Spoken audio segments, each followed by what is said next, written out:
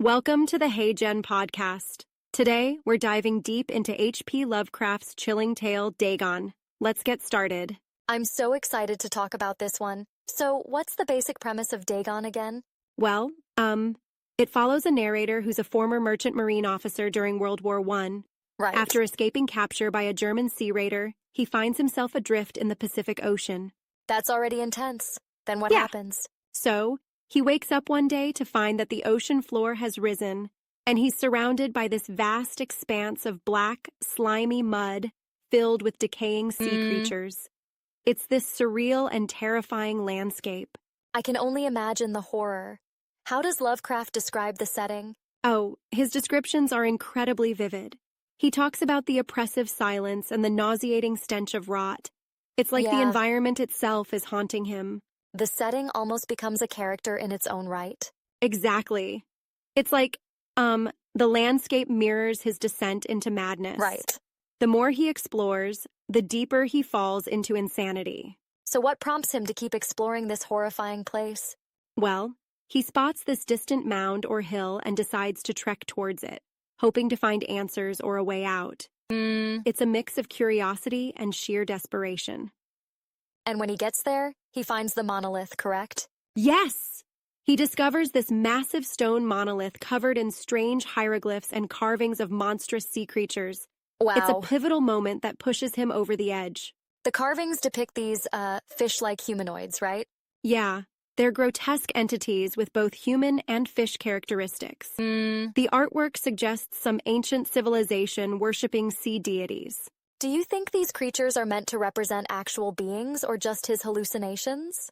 I think it's open to interpretation. Lovecraft blurs the line between reality and madness, so they could be manifestations of his fractured psyche or genuine cosmic horrors. That's part of what makes the story so compelling. Absolutely. It's that ambiguity that keeps readers engaged. Right. You're constantly questioning what's real and what's imagined.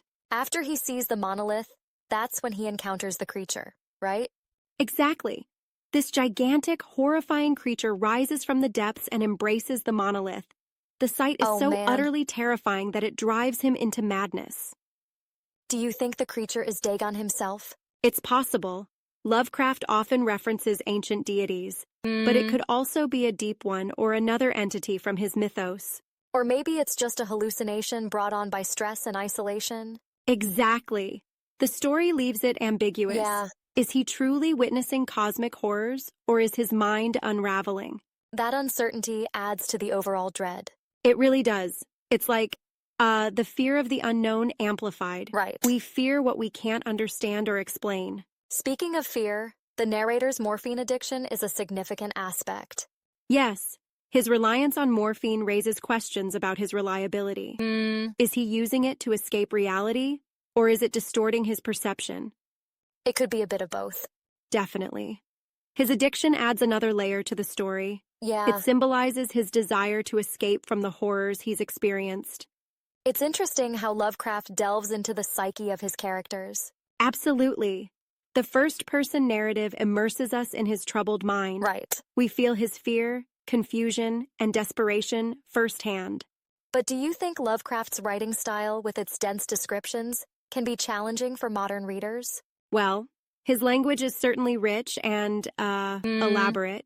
Some might find it overwrought, but it contributes to the atmospheric tension. I can see that, but sometimes it feels a bit excessive. That's fair. His style isn't for everyone, but for those who appreciate it, it adds depth to the horror. True. It creates a sense of immersion that's hard to replicate. Exactly.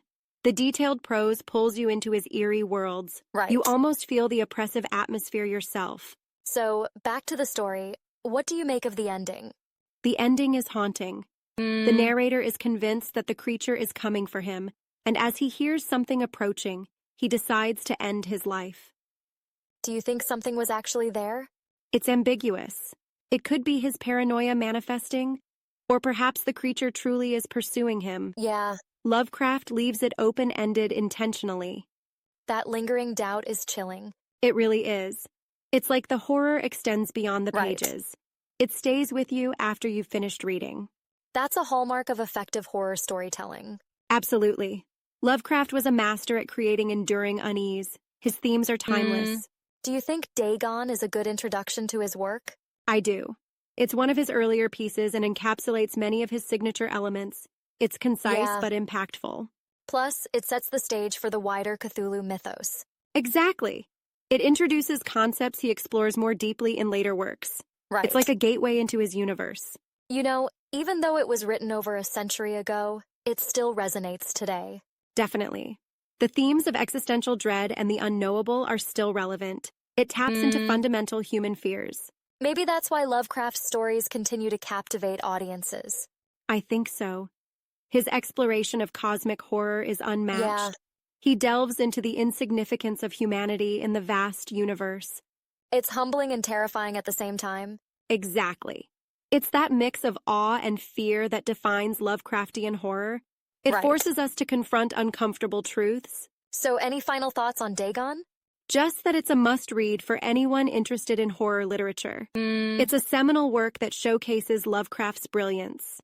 Agreed. It may be challenging at times, but it's definitely rewarding. Well said. Thanks for diving into this discussion with me. Anytime. Looking forward to our next deep dive into the world of horror.